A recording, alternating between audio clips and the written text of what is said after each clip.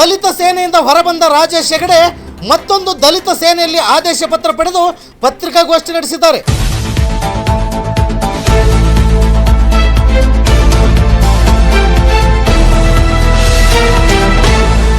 ನಮ್ಮ ಟೀಮಿನ ಸಾಮಾಜಿಕ ಕಾರ್ಯ ಸಹಿಸದೆ ನನ್ನನ್ನು ಕ್ಷುಲ್ಲಕ ಕಾರಣಕ್ಕೆ ನಮಗೆ ಮಾಹಿತಿ ನೀಡದ ಸಭೆಯಲ್ಲಿ ಚರ್ಚಿಸದೆ ಏಕ ನಿರ್ಣಯ ತೆಗೆದುಕೊಂಡು ಸಂಘಟನೆಯಿಂದ ಉಚ್ಚಾಟನೆ ಮಾಡಿದ್ದಾರೆ ಎಂದು ಆರೋಪಿಸಿದ್ದಾರೆ.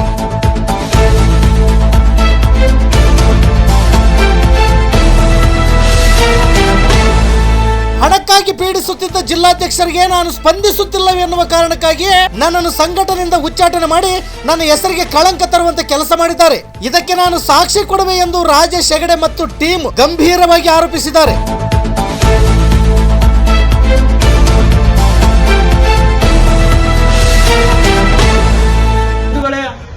ಸಂಡ್ರಿ ತಾಲೂಕಿನ ಎಲ್ಲ ಸಾರ್ವಜನಿಕ ಬಂಧುಗಳಿಗೆ ತಿಳಿಸುವುದೇನೆಂದರೆ, ಕಳೆದ 2 ದಿನಗಳ ಹಿಂದೆ ನಮ್ಮ ದಲಿತ ಸಂಘಟನೆ ಹಾಗೂ ನಮ್ಮ ವಿರುದ್ಧ ಅಪಪ್ರಚಾರ ಮಾಡುವಂತ ಕೆಲಸ ನಡೀತಿದೆ. ಬಟ್ ನಾವು ಸಂಘಟನೆ ಮಾಡಿದ 5 ವರ್ಷಗಳ ಕಾಲದಿಂದ ಇಲ್ಲಿವರೆಗೂ ಸಾಮಾಜಿಕ ಚಟುವಟಿಕೆಗಳು, ದಲಿತ ಪರ, ಅಲ್ಪಸಂಖ್ಯಾತರ ಪರ, ಕಟ್ಟೆ ಕಡೆ ವ್ಯಕ್ತಿಯ ಪರ ನಾವು ಎಲ್ಲೇ ಅನ್ಯಾಯವಾಗಿ ಪ್ರಾಮಾಣಿಕವಾಗಿ ಎಲ್ಲಿ 1 ರೂಪಾಯಿ ಆಕಾಂಕ್ಷೆ ಪಡದೆ ನಿಸ್ವಾರ್ಥವಾಗಿ ಸೇವೆ ಮಾಡಿದ್ದೀವಿ. ಇಲ್ಲಿ ತುಂಬಾ ಗಣಿ ಪ್ರದೇಶ ಕಾರ್ಖಾನೆಗಳು ಇರುವುದರಿಂದ ನಮ್ಮ ಏನು ಮಾಜಿ ಜಿಲ್ಲಾಧ್ಯಕ್ಷರಿದ್ರು ಅವರು ನಮ್ಮ ಬಗ್ಗೆ ಸ್ವಲ್ಪ ಹಣದ ಒತ್ತಡ ಇರುತ್ತಿದ್ರು. ಆ ಸಂದರ್ಭದಲ್ಲಿ ನಾವು ಹೇಳಿದ್ವಿ, ಹಣ ಈ ಭಾಗದಲ್ಲಿ ಸಂಘಟನೆ ಮಾಡೋದು ತುಂಬಾ ಕಷ್ಟ ಇದೆ, ಅಂಥದ್ರಲ್ಲಿ ಎಲ್ಲ ಹಳ್ಳಿ ಭಾಗದ ಜನಗಳ ವಿಶ್ವಾಸ ತಗೊಂಡು ಪ್ರಾಮಾಣಿಕವಾಗಿ ಕೆಲಸ ಮಾಡ್ತಿದ್ದೀವಿ, ಬಟ್ ಈ ತರ ಮಾಡೋದು ಸರಿಯಲ್ಲ ತಾವು ಅಂತ ಹೇಳಿದಾಗ ಅದನ್ನು ಸಹಿಸದೆ ನನ್ನನ್ನು ಸಂಘಟನೆಗೆ ಏಕಾಏಕಿ ಯಾವ ತಾಲೂಕು ಮುಖಂಡರುಗಳಿಗೆ ಮಾಹಿತಿ ಕೊಡದೆ, ಸಭೆ ಕರೆಯದೆ, ಸ್ವಇಚ್ಛೆಯಿಂದ ಏಕ ನಿರ್ಧಾರ ತಗೊಂಡು ಇವತ್ತು ನಮ್ಮ ಹೆಸರಿಗೆ ಕಳಂಕ ತರಂತ ಕೆಲಸ ಅವ್ರು ಮಾಡಿದ್ದಾರೆ. ಬಟ್ ಆದ್ರೆ ಸಂಡ್ರು ತಾಲೂಕಿನ ಎಲ್ಲ ಜನರಿಗೂ, ಗ್ರಾಮಸ್ಥರಿಗೂ, ನಮ್ಮ ಯುವಕರಿಗೂ ನಾನು ಮಾಡಿರುವಂತ ಕೆಲಸ ಇದೆ. ಬಟ್ ಈಗ ತಾವು ನೋಡ್ತಿರ್ಬೋದು ಸರ್, ಇದೆಲ್ಲರೂ ಪೇಪರ್ಗಳನ್ನು ಇಟ್ಕೊಂಡಿದ್ದಾರೆ. ಸುಮಾರು 5 ವರ್ಷಗಳ ಕಾಲದಿಂದ ಇಲ್ಲಿವರೆಗೂ ದಲಿತ ಸೇನೆ ಸಂಘಟನೆ ಮಾಡಲಾಗಿದ್ದ ಬ್ಲೈಂಡ್ ಟುಮಾರೋ ಬಂದಂತ ಒಬ್ಬ ಮುಸ್ಲಿಂ ಸಮುದಾಯದ ಮಗುವಿಗೆ ನಾವು ಮನೆಗಳಲ್ಲಿ ರೋಡ್ಗಳಲ್ಲಿ 1 ರೂಪಾಯಿ ಪಟ್ಟಿ ಹಚ್ಚುವ ಮುಖಾಂತರ ಸುಮಾರು 2 ಲಕ್ಷ ಹಣ ಕಲೆಕ್ಟ್ ಮಾಡಿ ಅವರಿಗೆ ಆಪರೇಷನ್ ಮಾಡಿದ್ದೀವಿ. ಆಮೇಲೆ ಜನೀಶ್ ಎಂಬ ವ್ಯಕ್ತಿ, ಬೆಂಗಳೂರು ಮೂಲದ ವ್ಯಕ್ತಿಗೆ ಫೈನೋವಾ ಮಸ್ಕೋಟಿಕ್ ಎಂಬ ರೋಗ ಬಂದಾಗ ಸೇಮ್ ಎಲ್ಲ ಮಾರ್ಕೆಟ್ಗಳಲ್ಲಿ ಅಲ್ಲಿ ಹಣ ಕಲೆಕ್ಟ್ ಮಾಡಿ ಸುಮಾರು 1 ಲಕ್ಷಗಳ ಒಂದು ಅವರಿಗೆ ಆಪರೇಷನ್ ಮಾಡಕ್ಕೆ ವ್ಯವಸ್ಥೆ ಮಾಡಿದ್ವಿ. ಗುರು ಮಡಿವಾಳ ಅಂತ ಯೋಧ, ವೀರ ಯೋಧ, ಅವರು ಹುತಾತ್ಮರಾದಾಗ ಆ ಸಂದರ್ಭದಲ್ಲಿ ಸಹ ಜನ ನಮ್ಮ ಬಗ್ಗೆ ಏನೇ ಟೀಕೆ ಮಾಡಿದ್ರು ಪರವಾಗಿಲ್ಲ ಅಂತೇಳಿ ಎಲ್ಲ ಕಡೆ ಬಾಕ್ಸ್ ಮಾಡುವ ಮುಖಾಂತರ ಪಟ್ಟಿ ಎತ್ತಿ ಆ ಕುಟುಂಬಕ್ಕೆ ನೆರವು ನೀಡಿದ್ದೀವಿ. ನಂತರ ಹೂವಿನ ಹುಡುಗಲಿ ಭಾಗದಲ್ಲಿ ದಲಿತ ಮಹಿಳೆ ಆತ್ಮಹತ್ಯೆ ಆದಾಗ ಆ ಕುಟುಂಬಕ್ಕೆ ಇಲ್ಲಿಂದ ನಾವು ಸುಮಾರು 5 ಟ್ರಾನ್ಸ್ಗಳು ಕರ್ಕೊಂಡೋಗಿ ಆ ಕುಟುಂಬಕ್ಕೆ 3 ಎಕರೆ ಹೊಲ, ಅವ್ರ ಮಗಕ್ಕೆ ಸರ್ಕಾರಿ ನೌಕರಿ ಕೊಡಿಸುವ ಒಂದು ನಿಟ್ಟಿನಲ್ಲಿ ಹೋರಾಟ ಮಾಡಿದ್ದೀವಿ. ನಂತರ ಈ ಸಂಡ್ರು ತಾಲೂಕಿನಲ್ಲಿ ಹೇಳೋದಾದ್ರೆ, ಬಡ ವಿದ್ಯಾರ್ಥಿಗಳಿಗೆ ಇದೇ ರಾಮಕೃಷ್ಣ ಶಾಲೆಯಲ್ಲಿ 2 ವಿದ್ಯಾರ್ಥಿಗಳಿಗೆ ಉಚಿತವಾಗಿ 2 ವರ್ಷದಿಂದ ನಾವು ಶಿಕ್ಷಣ ನೀಡುತ್ತಾ ಇದ್ದೀವಿ. ನಂತರ ಎಲ್ಲಾ ಶಾಲೆಗಳಲ್ಲಿ ವಿದ್ಯಾರ್ಥಿಗಳಿಗೆ ಪಾಠ ಪುಸ್ತಕ, ಬ್ಯಾಗ್ ವಿತರಣೆ, ಸಮವಸ್ತ್ರ ವಿತರಣೆ, ಬೆಂಚ್ಗಳು ವಿತರಣೆ, ಟೇಬಲ್ಗಳು ವಿತರಣೆ. ನಂತರ ಆಮೇಲೆ ಗೌರಿಪುರ ಭಾಗದಲ್ಲಿ ನಮ್ಮ ಸಮಾಜದ ಮನೆ ಬಿದ್ದಾಗ ಸ್ವಯಂ ಪ್ರೇರಿತವಾಗಿ ನಮ್ಮ ತಾಲೂಕು ಮುಖಂಡರು ಹಾಗೂ ಗ್ರಾಮಗಳಲ್ಲಿ ಹಣ ಕಲೆಕ್ಟ್ ಮಾಡಿ ಗೌರಿಪುರದಲ್ಲಿ ತಾವು ಈಗೂ ಹೋದ್ರೆ ಅದು ಮನೆ ಇದೆ ಸರ್, ನಮ್ಮ ಸ್ವಂತ ಖರ್ಚಿನಿಂದ ನಾವು ಮನೆ ಕಟ್ಟುವಂತ ಕೆಲಸ ಮಾಡಿದ್ದೀವಿ. ನಂತರ ಸಂಡ್ರು ತಾಲೂಕಲ್ಲಿ ಎಲ್ಲ ಹಳ್ಳಿಗಳಲ್ಲಿ ಸುಮಾರು 15 ಗ್ರಾಮ ಶಾಖೆಗಳು ಮಾಡಿದೀವಿ. ಅವರು ಜಿಲ್ಲಾಧ್ಯಕ್ಷ ಅಂತ ಏನು ಬಂದಿದ್ರಲ್ಲ, ಅವರು ಒಂದು ಕಾರ್ಯಕ್ರಮ ಮಾಡಿರೋದು, ಒಂದು ಗ್ರಾಮ ಶಾಖೆ ಮಾಡಿರೋದನ್ನ ಶುರು ಮಾಡಕ್ಕೆ ಹೇಳಿ ನಾವು ಪ್ರಾಮಾಣಿಕವಾಗಿ ನಾವು ಸಂಘಟನೆ ಬಲಿಷ್ಠಪಡಿಸಿದ್ವಿ ಅಂತ ಹೇಳಕ್ ಇಷ್ಟಪಟ್ಟಿದ್ದೀನಿ ಸರ್. ಇವತ್ತೇನು ನಮ್ಮ ಬಗ್ಗೆ ಹೆಸರು ಕೆಡಿಸಂತ ಕೆಲಸ ಮಾಡ್ತಿದ್ದಾರೆ, ಇವತ್ತು ಯಾವುದೇ ಹಳ್ಳಿಯಲ್ಲಿ ಹೋಗ್ಲಿ 10 ಜನ ಯುವಕರು, ದೊಡ್ಡವರು, ಹಿರಿಯವರು ನಮಗೆ ಗೌರವ ನೀಡ್ತಾರೆ. ಆ ಭಾಗ್ಯ ಅವ್ರಿಗೆ ಇಲ್ಲ ಅಂತ ಹೇಳಕ್ ಇಷ್ಟಪಡ್ತೀನಿ ಸರ್. ದಲಿತ ಸೇನೆ ಬಳ್ಳಾರಿ ಜಿಲ್ಲಾಧ್ಯಕ್ಷ ಆಗಿದ್ದೀನಿ. ದಲಿತ ಸೇನೆ ರಾಮವಿಲಾಸ್ ಪಾಸ್ವಾನ್ ಅವರ ಇದರಲ್ಲಿ ನಮ್ಮ ದಲಿತ ಸೇನೆಗಳು ಬಂದು 2 ಇದ್ದಾವೆ. 2ರಲ್ಲಿ ಒಂದು ನಾವು ಇದಕ್ಕಿಂತ ಮುಂಚೆ ನಮ್ಮ ರಾಜೇಶನ ಒಂದು ಒಳ್ಳೆ ಇದರಲ್ಲಿ ಎಲ್ಲ ಚೆನ್ನಾಗಿ ಮಾಡ್ಕೊಂಡು ಹೋಗ್ತಾ ಇದ್ರು. ಆ ಒಂದು ನಿಟ್ಟಿನಾಗ ನೀಟಾಗಿ ಮಾಡ್ಕೊಂಡು ಹೋಗ್ತಾ ಇದ್ವಿ. ಆಮೇಲೆ ಇಲ್ಲದ ಬೇರೆ ಬೇರೆ ಆರೋಪಗಳೆಲ್ಲ ಮಾಡಿ, ಆಮೇಲೆ ಏನು ಫ್ಯಾಕ್ಟ್ರಿಗಳಿಗೆಲ್ಲ ಹಣ ಕೇಳ್ತದಾನೆ, ಆಮೇಲೆ ಇವೇನಾದ್ರು ನಮ್ಮ ಮೈನಿಂಗ್ ಕಂಪನಿಗಳಿಗೆಲ್ಲ ಅವ್ರಿಗೆಲ್ಲರಿಗೆ ಬೆದರಿಕೆ ಹಾಕಿ ಅವ್ರ ಹತ್ರಗೆಲ್ಲ ಹಪ್ತಾಗಿಸ್ಕೊಳ್ತಾ ಇದ್ದಾನೆ, ಅದು ಇದಂತೆಲ್ಲ ಹೇಳಿದ್ರು. ಅದನ್ನ ಹೇಳಿದ ಅದೇನೇ ಇದೆಯಲ್ಲ ಅದೆಲ್ಲದಕ್ಕೂ ನಮ್ಮ ಹತ್ರ ಪ್ರೂಫ್ ಇದೆ. ಪ್ರತಿಯೊಂದು ಫ್ಯಾಕ್ಟ್ರಿದು ಆಮೇಲೆ ಏನದು ಕಂಪನಿಗಳು ಏನಿದಾವಲ್ಲ ಒಂದು 100-150 ಮೇಲೆ ಇದಾವೆ. ಆ ಕಂಪನಿಗಳು ನಂಬರ್ ಸಮೇತ ಕೊಡ್ತೀವಿ. ಏನೇನಿದ್ರೆ ನೀವು ಪ್ರೂಫ್ ಮಾಡ್ರಿ. ಒಂದು ಪ್ರೂಫ್ ಮಾಡಿದ್ರೆ ಮತ್ತೆ ಜೀವನದಾಗೆ ಆ ರಾಜೇಶ್ ಎಲ್ಲ ನಾನೂ ಇರಂಗಿಲ್ಲ. ನಾವು ಇದರಿಂದ ನಿವೃತ್ತಿ ಆಗ್ಬಿಡ್ತೀವಿ. ಯಾಕಂದ್ರೆ ಇಲ್ಲದೆ ಸಲ್ಲದ ಆರೋಪಗಳು ಮಾಡಿರೋದು, ಯಾವುದೋ ಒಂದು ದುಡ್ಡಿನ ಆಮಿಷ ಒಡ್ಡಿ ನೀನ್ ಇಷ್ಟ ಪಡ್ಬೇಕು ಕಷ್ಟ ಪಡ್ಬೇಕು ಅಂತ ಬೇರೆ ಏನು ನಮ್ಮ ದಲಿತ ಸೇನರು ಹೇಳ್ತಿದಾರಲ್ಲ, ಇದೆಲ್ಲ ಹೇಳಿರೋದು ನಿಜ. ಆ ಹೇಳಿರೋದ್ರಿಂದ ಇವನ್ ನಾನು ಕೇಳೋದಲ್ಲ ಅದು ಇದು ಅಂತಂದಾಗ ನನಗೆ ಇಲ್ಲ, ನನ್ ಕಷ್ಟ ಇದೆ, ನನ್ ಕಷ್ಟ ನಿಮಗೆ ಗೊತ್ತಿಲ್ಲ, ಹಿಂಗ ಅಂತ ಹೇಳಿದಾಗ ಅವನು ಬಹಳ ಇದ್ ಮಾಡ್ತದ. ನಮ್ಮ ಹೆಸರು ಹೇಳ್ಕೊಂಡು ತನ್ನ ಹೆಸರು ಹೇಳ್ಕೊಂಡು ನಾವು ಬದುಕ್ತೀವಿ ಅಂತ ಹೇಳಿ ಆತ ಹೇಳ್ತದನ್ನ. ಯಾವುದೇ ವ್ಯಕ್ತಿ ಬೆಳಿಬೇಕಾದ್ರ ಇನ್ನೊಬ್ಬರ ಹೆಸರು ಹೇಳ್ಕೊಂಡು ಬದುಕಂತ ಅವಶ್ಯಕತೆ ಇಲ್ಲ. ನನ್ನದಾಗಿ ನಾನ್ ಬೆಳ್ಕೊಂಡ್ರೆ ಮಾತ್ರ ಬೆಳಿತಾರೆ. ನಾನ್ ಚೆನ್ನಾಗಿದ್ರೆ ನನ್ನಿಂದ 100 ಜನ ಬರ್ತಾರೆ. ನಾನೇ ಚೆನ್ನಾಗಿಲ್ಲ ಅಂದಾಗ ಯಾವ್ದು ಇರಂಗಿಲ್ಲ. ಒಂದು ಅಕ್ಕಿನಲ್ಲಿ ಒಂದು ಸ್ವಲ್ಪ ಉಪ್ಪು ಜಾಸ್ತಿ ಆದ್ರೆ ಅನ್ನ ತಿನ್ನಂಗಿಲ್ಲ. ಅಂತದ್ರಲ್ಲಿ ಇಷ್ಟು ದಿನ ಸುಮಾರು ಅಂದ್ರೆ 5 ವರ್ಷದಿಂದ ಅವನೇ ಅಧ್ಯಕ್ಷ ಆದ್ಮೇಲೆ ಏನಾಯ್ತು, 2 ವರ್ಷ ಆದ್ಮೇಲೆ ಮತ್ತೆ ನಮ್ಮ ಬ್ರದರ್ ಚೆನ್ನಾಗಿರ್ಲಿ, ಬೆಳಿಲಿ, ಅವ್ರು ಒಳ್ಳೆ ಇದ್ರಾಗ ಬರ್ಲಿ ಅಂತ ಹೇಳಿ ಮತ್ತೆ ಇವನು ಜಿಲ್ಲಾಧ್ಯಕ್ಷನ ಇವನ್ ಮತ್ತೆ ಬಿಟ್ಕೊಟ್ಟು ಅವ್ರಿಗೆ ಜಿಲ್ಲಾಧ್ಯಕ್ಷ ಮಾಡಿದ್ರು. ಜಿಲ್ಲಾಧ್ಯಕ್ಷ ಆದ್ಮೇಲೆ ಮತ್ತೇನೋ ಅನಾಥ ಕಾರಣದಿಂದ ಮತ್ತೆ ಏನೋ ಒಂದು ಆಯ್ತು. ಅದಾದ್ಮೇಲೆ ಮತ್ತೆ ನೆಕ್ಸ್ಟ್ ನಾನೇ ಜಿಲ್ಲಾಧ್ಯಕ್ಷ ಆದೆ. ಅವರು ಆದ ತಕ್ಷಣ ನಾನ್ ಜಿಲ್ಲಾಧ್ಯಕ್ಷ ಆದ್ರೂ ಕೂಡ ನಮಗೆ ಇಂಟಿಮೇಷನ್ ಇಲ್ಲ. ಯಾವುದೇ ಇಂಟಿಮೇಷನ್ ಇಲ್ದಂಗ ನಾನೇ ಒಬ್ಬನೇ ಮಾಡ್ಬೇಕು, ನಾನು ಹೇಳ್ದಂಗೆ ಕೇಳ್ಬೇಕು. ಯಾವುದೇ ಕಾರಣಕ್ಕೆ ಯಾವ್ದೊಂದು ಬ್ಯಾನರ್ದಾಗ ಬೇರೆ ಯಾರ್ದು ಫೋಟೋ ಇರಬಾರ್ದು, ನಂದೊಬ್ಬಂದೇ ಇರ್ಬೇಕು, ನೀ ತಾಲೂಕ್ನ ನಿಮ್ದೊಬ್ಬಂದೇ ಇರ್ಬೇಕು. ಈ ತರ. ಯಾಕಂದ್ರೆ ಸಂಘಟನೆ ಅಂದಾಗ 100 ಜನ ಸಣ್ಣ ಮಕ್ಕಳಿಂದ ಹಿಡಿದು ದೊಡ್ಡರವರೆಗೂ ಹಿರಿಯರು ಕಿರಿಯರು ಎಲ್ಲರನ್ನ ಜೊತೆಗೂಡಿ ತಗೊಂಡೋಗೋದು ಮಾತ್ರ ದಲಿತ ಸೇನೆ ಆಗ್ತತೆ. ಆಮೇಲೆ ಇದರಲ್ಲಿ ಒಂದೇ ಅಲ್ಲ, ದಲಿತ ಸೇನೆದಾಗ ಬೋನ್ಲಿ ನಮ್ಮ SC ST ಇಷ್ಟೇ ಇವಂತಲ್ಲ, ಪ್ರತಿಯೊಂದು ಜಾತಿ ಏನು ದೀನ ದಲಿತ ಏನ ಇದೀವಲ್ಲ, ಆರ್ಥಿಕವಾಗಿ ಹಿಂದುಳಿದವರು ಅವೆಲ್ಲರೂ ನಮ್ಮ ಇದರಲ್ಲಿ ದಲಿತ ಸೇನೆಯಲ್ಲಿ ಸೇರ್ಪಡೆ ಆಗ್ತಿದ್ದಾರೆ. ಇದಾದ ತಕ್ಷಣ ಏನಾಯ್ತು, ಮೊನ್ನೆ ಏನಾಯ್ತು, ಇದ್ದಕ್ಕಿದ್ದಂಗೆ ರಾಜ್ಯಾಧ್ಯಕ್ಷರು ರೈಟ್ರಿ ಇನ್ನೊಂದು ಹೇಳಿದ್ರು, ಪ್ರೆಸ್ ಮೀಟ್ ಮಾಡಿದ್ರು ಇಲ್ಲಿ ಬಡರಲ್ಲಿ. PDOಗಳು 10 ಜನದ ಮೇಲೆ ಆರೋಪ ಆಯ್ತು. ಆರೋಪ ಆದಾಗ ಇದಕ್ಕಿಂತ 3 ತಿಂಗಳ ಮುಂಚೆನೆ ಅವರಿಗೆ ಪೇಪರ್ಗಳನ್ನ ಇಟ್ಟಿರುವಂತ ರೆಕಾರ್ಡ್ ಕೂಡ ನಮ್ ಕಡೆ ಇದೆ. ಏನ್ ಮಾಡ್ತೀವಿ ಅಂದ್ರೆ ನಾವೊಂದು ಸಮಾಜ ಸೇವೆ ಮಾಡ್ತಾ ಇದೀವಿ. ಯಾರೇ ಆಗಿರ್ಲಿ, ಅವು ಯಾವ ಜಾತಿಯನ್ನಾಗಿರ್ಲಿ ಏನಾಗಿರ್ಲಿ, ನಾವು ಬಳ್ಳಾರಿಯಲ್ಲಿ ಇರ್ತಾನೆ. ಯಾವುದೇ ಬಂತಂದ್ರು ಕೂಡ ರಾತ್ರಿ ಅರ್ಧರಾತ್ರಿಗೆ ಆಕ್ಸಿಡೆಂಟ್ ಇನ್ನೊಂದು ಮತ್ತೊಂದು ಪ್ರತಿಯೊಂದಕ್ಕೂ ನಾವು ಬಂದು ಎಲ್ಲರನ್ನು ಸೇರ್ಕೊಂಡು ನಾವು ಮಾಡ್ಕೊಂಡು ಹೋಗ್ತಾ ಇದೀವಿ.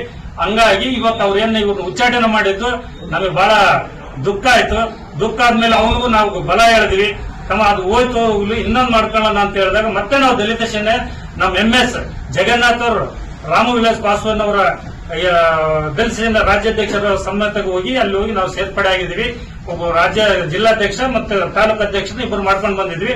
ಮುಂದಿನ ದಿನಗಳಲ್ಲಿ ಎಲ್ಲಾ ಭಾಗದಾಗ ಬಂದು ಪ್ರತಿಯೊಂದು ಹಳ್ಳಿನಲ್ಲಿ ಏನೇನು ನಾವೇನು ಬೋರ್ಡ್ ಇಟ್ಟಿದೀವಲ್ಲ, ಈಗ ಬೋರ್ಡ್ ನಲ್ಲಿ ಅವರು ಇದೆ, ಅವ್ರದೆಲ್ಲ ತೆಗಿಬೇಕಂದ್ರೆ ಮತ್ತೆ ನಾವು ಬೋರ್ಡ್ ಎಲ್ಲ ಚೇಂಜ್ ಮಾಡಬೇಕು. ಅದಕ್ಕೆಲ್ಲ ಇದು ಮಾಡ್ಕೊಂಡು ಮಾಡೋಣ ಅಂತೇಳಿ ಅದೇ ಒಂದು ಉದ್ದೇಶಕ್ಕೆ ಇವತ್ತು ಸಂಡೂರು ಭಾಗದಾಗ ಬಂದು ಇವತ್ತೊಂದು ಪ್ರೆಸ್ ಮೀಟ್ ಮಾಡ್ತಾ ಇದ್ವಿ. ಯಾಕಂದ್ರೆ ಕಳಕ ಆಗಿರೋದು ನಮ್ಮ ರಾಜೇಶ್ ಹೆಗ್ಡೆಯವರಿಗೆ. ಈ ರಾಜೇಶ್ ಹೆಗ್ಡೆ ಹೆಂಗೆ ಅಂದ್ರೆ ಅವ್ರು ಒಳ್ಳೆತನದಿಂದ ಬೆಳೆಸಿದ್ದಾರೆ, ಅವ್ರಿಗೂ ಒಳ್ಳೆ ರಾಜ ಮರ್ಯಾದೆಯಿಂದ ಮಾಡಿದ್ದಾರೆ. ಆ ಕೃತಜ್ಞತೆ ಕೂಡ ಯಾರಿಗೂ ಇಲ್ಲ. ಅವ್ರಿಗೆ ಏನ್ ಬೇಕು, ದುಡ್ಡು ಬೇಕು. ಆ ದುಡ್ಡು ಬೇಕಂತೇಳಿ ನಾವು ಈ ತರ ಡಿಮ್ಯಾಂಡ್ ಮಾಡೋದು ತಪ್ಪ ಇದೆ.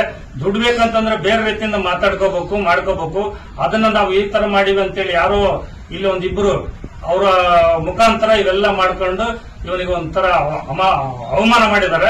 ಆ ಅವಮಾನಕ್ಕೆ ನಾವು ಅವಮಾನ ಆಗಬಾರ್ದು, ಅವ್ನು ಒಂದು ಒಳ್ಳೆ ಸ್ಥಾನ ಬೆಳೆಸ್ಬೇಕಂತೇಳಿ ನಮ್ಮ ಸಂಡೂರು ಭಾಗದಾಗಿರೋ ಹಿರಿಯರು, ಆಮೇಲೆ ಇಲ್ಲೆಲ್ಲ ನೀವು ಬಂದಿರತಕ್ಕಂತ ಎಲ್ಲರ ಜೊತೆಗೆ ಕೂಡಿ ಒಂದು ಒಳ್ಳೆ ಸ್ಥಾನದಾಗ ಒಂದು ಒಳ್ಳೆ ಉತ್ತಮವಾದ ಸಮಾಜ ಸೇವೆ ಮಾಡಲಿ ಅಂತೇಳಿ ಆಶಿಸುತ್ತಾ ಇಲ್ಲಿಗೆ ನಾನು ಮುಗಿಸುತ್ತೇನೆ.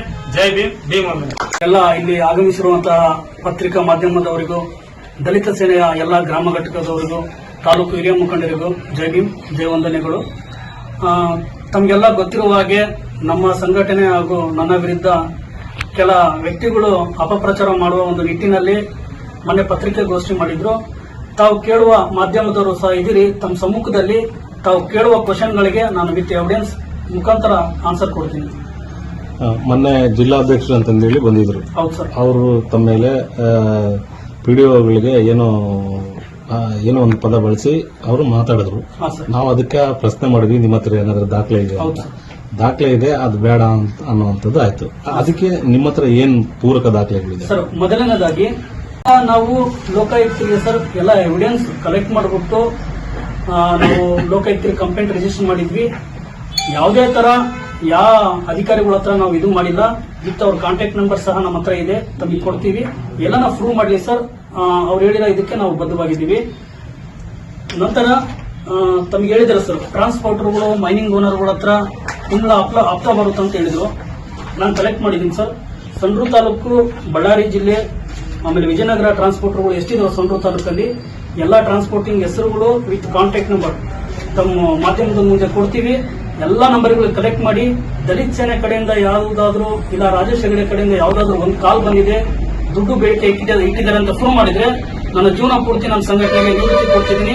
ನನ್ನ ಸಂಘಟನೆ ಬಂದಿರೋ ಉದ್ದೇಶ ನಿಸ್ವಾರ್ಥವಾಗಿ ಸೇವೆ ಮಾಡಬೇಕು, ಸಮಾಜಕ್ಕೆ ಏನೋ ಒಂದು ಅಳಿಲ್ ಸೇವೆ ಮಾಡುವ ಒಂದು ನಿಟ್ಟಿನಲ್ಲಿ ಬಂದಿದ್ದೀನಿ. ಇದು ತಮ್ಮ ಹತ್ರ ಎಲ್ಲ ಎವಿಡೆನ್ಸ್ ಇದೆ ಸರ್. ನಾನು ಏನು ಸುಮ್ಮನೆ ಕಾಟಾಚಾರಕ್ಕೆ ಬಾಯಿ ಮಾತಲ್ಲಿ ಹೇಳಿ ಪ್ರತಿಷ್ಠೆಗೋಸ್ಕರ ಹೇಳ್ತಿಲ್ಲ. ಎಲ್ಲ ಟ್ರಾನ್ಸ್ಪೋರ್ಟರ್ ನೇಮು, ನಂತರ ಅವರು ಟ್ರಾನ್ಸ್ಪೋರ್ಟಿಂಗ್ ನೇಮು, ಕಾಂಟ್ಯಾಕ್ಟ್ ನಂಬರ್ ಎಲ್ಲ ಇದೆ. ತಮ್ಮ ಮಾಧ್ಯಮದಲ್ಲಿ ಕೊಡ್ತೀನಿ. ಅವ್ರು ಮೊನ್ನೆ ಪ್ರೆಸ್ ಮೀಟಿಂಗ್ ಮಾಡಿದ್ರು ಸರ್, ಅವ್ರಿಗೊಂದು ಒಂದು ಸೆಟ್ ಕೊಡ್ತೀನಿ. ಅವ್ರು ವಿಚಾರಣೆ ಮಾಡಕ್ಕೆ ಹೇಳಿ ಸರ್.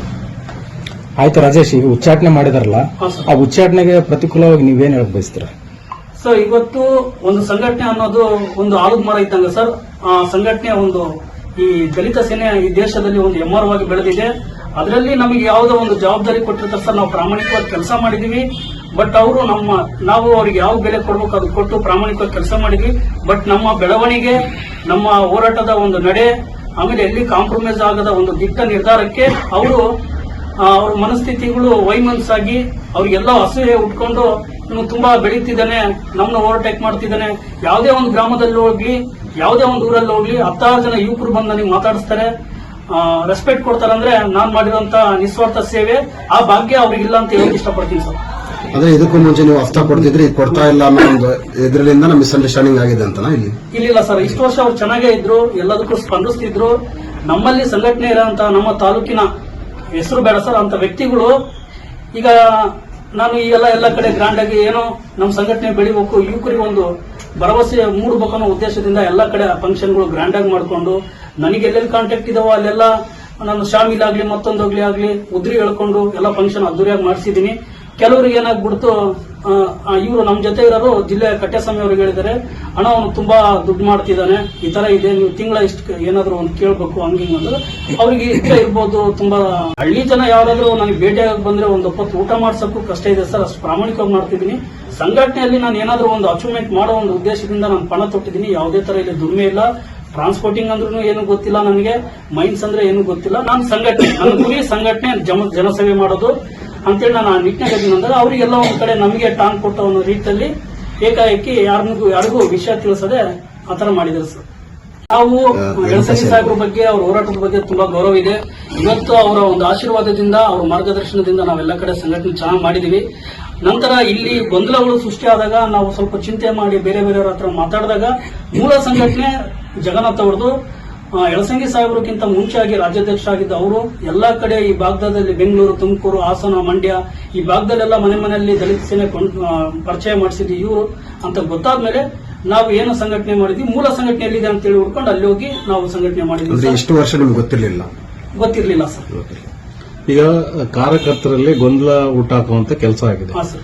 ಯಾವುದು ದಲಿತ ಸೇನೆ ಅಧಿಕೃತ? ಹಾ ಸರ್. ಆಮೇಲೆ ನಂತರ ಹೇಳಿದ್ರು ಸರ್ ಅವರು, ಮೊನ್ನೆ ಜಿಲ್ಲಾಧ್ಯಕ್ಷರು ಬಂದಿದ್ರು ಸರ್, ಹೇಳಿದ್ರು ನಮ್ಮ ಸಂಘಟನೆಗೆ ರಿಜಿಸ್ಟ್ರೇಷನ್ ಇಲ್ಲ ಅಂತ ಹೇಳಿದ್ರು. ನಾನು ರಿಜಿಸ್ಟ್ರೇಷನ್ ಕಾಪಿ ಕೊಡ್ತೀನಿ, ಅವರಿಗೆ ಜಿಲ್ಲಾಧ್ಯಕ್ಷರಿಗೆ ತಾವು ಪ್ರಶ್ನೆ ಮಾಡಿ ಅವ್ರ ಸಂಘಟನೆ ರಿಜಿಸ್ಟ್ರೇಷನ್ ಕೊಡಕ್ಕೆ ಹೇಳಿ ನಾನು ಕೊಡ್ತೀನಿ.